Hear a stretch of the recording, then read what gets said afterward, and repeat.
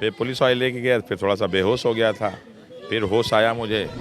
जीतेंगे तो ये मामला सर कहीं कोर्ट आज सुने सुप्रीम सुप्रीम कोर्ट। कोर्ट में चला गया है और शायद मंगलवार को सुनवाई हो जाए इस पर। कोई मना तो किया नहीं, आमरण अनशन करें, हम तो स्वागत करते हैं। पक्ष विपक्ष जो भी आए, कमरे में बैठ के आरोप मत लगाइए। देखिए, हम लोग को लक्ष्य हासिल करना है। आप यहाँ आइए, इस खुले आसमान में, इस टेम्परेचर में यहाँ बैठिए, देखिएगा 4 घंटे में लोग की तबीयत खराब हो जाएगी, भाग जाएंगे सब। वो तो पूरा एसी कमरे में बैठ के जो है लोग स्टेटमेंट देते हैं। बिल्कुल बिल्कुल बिल्कुल। देखिए, हम लोग जब तक जीतेंगे नहीं तब तक उसको छोड़ेंगे नहीं। नमस्कार, फर्स्ट ईयर झारखंड देख रहे हैं आप। मैं हूं आपके साथ सदन सिंह। लगातार 17वें बीपीएससी पुनः परीक्षा को लेकर अभ्यर्थी डटे हुए हैं। खुले आसमान के नीचे लगातार अभ्यर्थी अपनी मांग मुकर होकर रख रहे हैं, लेकिन एग्जाम जो है बीपीएससी का वो संपन्न हो चुका है। कल भी एग्जाम हुआ, लेकिन इस बीच हमारे साथ बातचीत करने के लिए जो वाटर कैनन और पानी की बौछार लाठीचार्ज हुई, रेमांशु सर को डिटेन किया गया। हमारे साथ बातचीत करने के लिए रेमांशु सर हैं। सर, वो दिन कैसे गुजरा पहले? सर, हम लोग वहाँ खुद खड़े थे और आपको डिटेन कर दिया गया, गाड़ी में उठा के लेते गया। सर, उस दिन के पहले बात बताइए। अब चूंकि तो मुझे तो वो सब चीज़ें दिख नहीं रही थी, आप लोग देख रहे थे। मैं तो नीचे दबा हुआ था, फिर पुलिस वाले लेके गया, फिर थोड़ा सा बेहोश हो गया था, फिर होश आया मुझे, तो फिर मैं जो है मेडिकल के लिए हॉस्पिटल गया, और फिर हॉस्पिटल से बहुत सारे पुलिस वाले आए तो थाने लेके गए, लेकिन कोई मुझे विशेष हुआ नहीं था। सारी चीज़ें लगभग नॉर्मल ही थी। सर, ये फिर से लड़ाई आप लोग स्टार्ट कर, मतलब लड़ाई तो ये शुरू ही है, स्टार्ट ही है जब से आप लोग 18 तारीख से बैठे हैं शिक्षा सत्याग्रह पे। क्या ये लड़ाई में फिर से ज़्यादा मतलब तूल पकड़ेगा ये लड़ाई सर? बिल्कुल बिल्कुल बिल्कुल। देखिए, हम लोग जब तक जीतेंगे नहीं तब तक उसको छोड़ेंगे नहीं। और यही तो सबसे बड़ी चीज़ है कि लोग देख रहे हैं कि ये सब का हिम्मत नहीं टूट रहा है, वरना इतने में बहुत लोग का हिम्मत टूट जाता है। लेकिन हम लोग का हिम्मत, साहस नहीं टूट रहा है। हम लोग लगे हुए हैं, और जब लगे हुए हैं तो स्वाभाविक है जीतेंगे ही।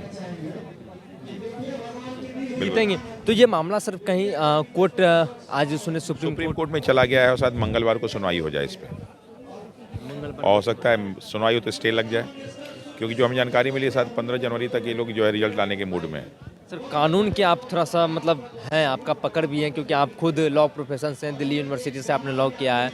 सर, तो क्या लगता है सुप्रीम कोर्ट अगर मामला गया है? बिल्कुल, हम लोग जो है ना 100% से जीतेंगे। इतने सारे एविडेंस मौजूद हैं, इतने सारे प्रमाण हैं, और सब हम लोग के पक्ष के हैं, तो 100% हम ही लोग जीतेंगे और कोई नहीं जीतेगा। ये तो हो क्या रहा है ना कि जो लोग पैसा ले चुके हैं वो सोच रहे हैं कि बस रिजल्ट दिखा दी, भैया ने दिखा दिया, और फिर उनको पैसा भी नहीं देना है, और इधर फाइनल भी नहीं होगा। फिर कहेंगे कि यार वो चुनाव आ गया, ये हो गया, वो हो गया, खींच ले जाएंगे।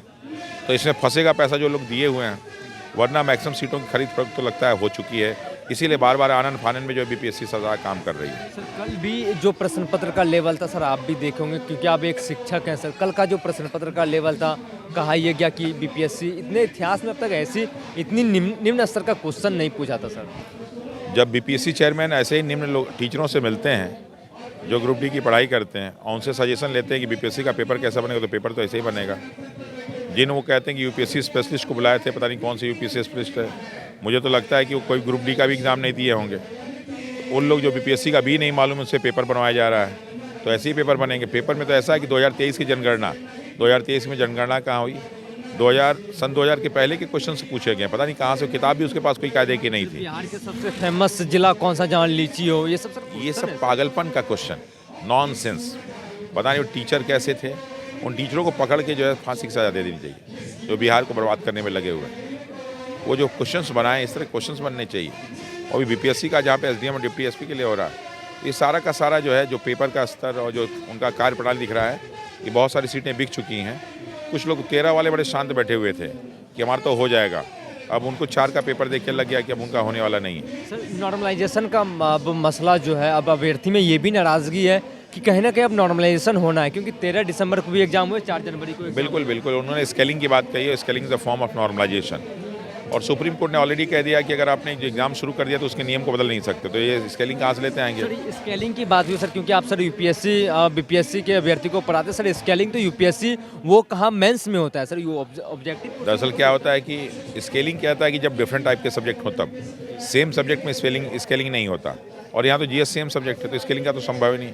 तो ये सब नॉनसेंस वाला पागलों की तरह लोग बात करते हैं, कौन इनको इस पद पे बैठा दिया है, कभी कुछ बोलते हैं, कभी कुछ बोलते हैं, और ये सब अपने खिलाफ एविडेंस इकट्ठा करवा रहे हैं कि कोर्ट में जाएंगे तो बेइज्जती तो होगी ही होगी, एग्ज़ाम कैंसिल होगा ही होगा, बहुत सारे लोगों को सज़ा भी होगी इसमें।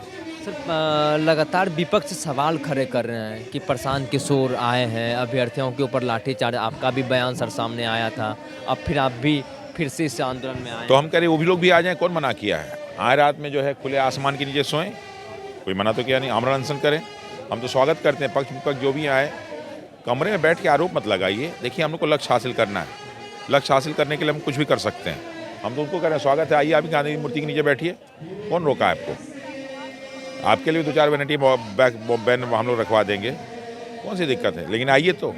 अब वो राजनीति कमरे से बैठ के राजनीति नहीं होने वाली, आपको ज़मीन पे आना पड़ेगा। सर कई लोग कहते हैं कि ये जो आंदोलन है ये पॉलिटिकल आंदोलन हो चुका है, कोई निजी स्वार्थ के लिए यहाँ पे बैठे हैं अभ्यर्थी को लेकर। सर हम तो कहें बिल्कुल सही है, निजी स्वार्थ के लिए बैठे, आप भी आइए अपना स्वार्थ सिद्ध कीजिए। 2025 चुनाव का वर्ष, आप आइए, कौन रोका है आपको? आप भी आइए, हमारे स्वार्थ को सिद्ध कीजिए। हम चाहते हैं, देखिए हमने सबको आमंत्रित किया कि आइए बैठिए और हमारी समस्या को सॉल्व कीजिए, क्योंकि चुनाव तो अभी है नहीं, चुनाव में टाइम है। हम लोग की समस्या को सॉल्व कीजिए, हम लोग का वोट लेके जाइए, कौन रोका हुआ आपको? ये अनशन जो है ये कहा जा रहा है कि ये वीआईपी अनशन है, वैनिटी वैन को लेकर कई चर्चाएं हो रही है, सुर्खियां हो रही है। वीआईपी अनशन तो है, आप भी आइए ना, वीआईपी अनशन कीजिए। जी सर। जो लोग बैठ के कमरे में बयान दे रहे हैं उनको कौन रोका है? आइए आप भी वीआईपी अनशन दीजिए, आप भी आइए और वीआईपी अनशन दीजिए। खुले आसमान के नीचे बैठिए तो एक बार, कमरे में हीटर में लोग बैठ के बयान दे रहे हैं, आके बैठिए तो एक बार। सर एमपी पीसीएस का भी जब वहाँ पे जब आंदोलन हुआ तो विपक्ष के नेता जीतू पटवारी हैं, उनको हमने देखा कि वो बिल्कुल मैदान में थे, फील्ड में थे, अभ्यर्थी के साथ थे, लेकिन यहाँ विपक्ष तो दिखे ही नहीं। आधा घंटा के लिए आए, बयानबाजी किए, फिर निकल गए, ट्वीट खेल रहे हैं। इसीलिए जो है ना उन लोग पे विश्वास घट गया है। राजनेताओं पे विश्वास क्यों घट गया बिहार के लोगों का? कि वो आपके मुश्किल में आपका साथ नहीं देते, वो राजनीति करते हैं। आप यहाँ आइए, इस खुले आसमान में, इस टेम्परेचर में यहाँ बैठिए, देखिएगा 4 घंटे में लोग की तबीयत खराब हो जाएगी, भाग जाएंगे सब। वो तो पूरा एसी कमरे में बैठ के जो है लोग स्टेटमेंट देते हैं। तो जब बच्चों का विश्वास उन पर धीरे धीरे खत्म होता जा रहा है, और ख़त्म होते होते एक दिन ऐसा बढ़ेगा कि उनको भी सत्ता से बाहर कर दिया जाएगा। सर कुछ नोटिफिकेशन या हटाने की यहाँ से कुछ भी ऐसा? इसकी जानकारी मुझे नहीं है, क्योंकि ये मेरा कार्यक्रम भी नहीं है, ये तो प्रशांत किशोर जी के संरक्षण में चल रहा है, और हम लोग आए हैं तो उनको सारी जानकारी होगी, मुझे जानकारी नहीं है। सर ये भी कहा जा रहा है कि सर एक शिक्षक हैं आप, आपके पास तो स्टूडेंट सपोर्ट भी है, ये कहा यह जा रहा है कि कम ही स्टूडेंट हैं यहाँ पे, लेकिन प्रशांत किशोर के कार्यकर्ता अधिक है, क्योंकि सर आपने भी पहले इस आंदोलन का यहाँ समर्थन नहीं किया था सर आपने? नहीं, आंदोलन का हम लोगों ने कोई विरोध भी नहीं किया था। लेकिन सर इस आंदोलन मतलब आप भी यहाँ नहीं आना चाहते? नहीं, ऐसा कुछ नहीं था। कब हमने बोला कि आंदोलन में नहीं आएंगे? लेकिन आप सर गर्दनी बाग में डटे हुए थे अभ्यर्थी को लेकर, मैं करके बैठे हुए थे। ऐसा कुछ नहीं। 29 तारीख को हुई ये घटना, और मैं कल पहुंचा हूं शाम को वहां पे। जी सर, वो तो हमने देखा है। कल शाम को पहुंचा हूं, क्योंकि वहां जो बच्चे रुके हुए हैं तो वो हमारा गंगोत्री वहाँ रुकना जरूरी है ना। वो हमने ऐसा कभी नहीं कहा कि नहीं आऊँगा, और आज मुझे सुबह बुलाया गया, मैं आ गया 12 बजे। तो कुल गोलबंदी नहीं हो तो साथ बैठते हैं, जाड़े में आदमी करीबी तो बैठ के बात करता है ना। क्योंकि इतने दिन बाहर बैठ के बात जो है बैठ के बात हो रही थी, तो हम लोग जो एक साथ बैठ के बात कर रहे थे। रेमांशु सर से एक आखिरी रिएक्शन सर, ये कब तक लड़ाई रहे? जब तक जीत नहीं जाएंगे हम लोग, लगातार सर डटे रहेंगे? बिल्कुल। पूरा समर्थन है रेमांशु सर का? समर्थन क्या, हम लोग लगे ही हुए हैं इस चीज़ के, समर्थन तो बाहर से होता है ना। सर स्टार्टिंग से ही हम आपको तो देख रहे फिर- हैं, 18 तारीख से ही देख रहे हैं। बिल्कुल, ये सत्याग्रह हम सभी लोग का है। ये रेमांशु सर है, लगातार 18 तारीख से ही, चाहे गर्दनी बाग हो, चाहे गांधी मैदान हो, चाहे वो सड़क हो, लाठी चलने तक, पानी की बौछार तक, रेमांशु सर उन अभ्यर्थी के साथ थे, और इन्हें डिटेन भी किया गया।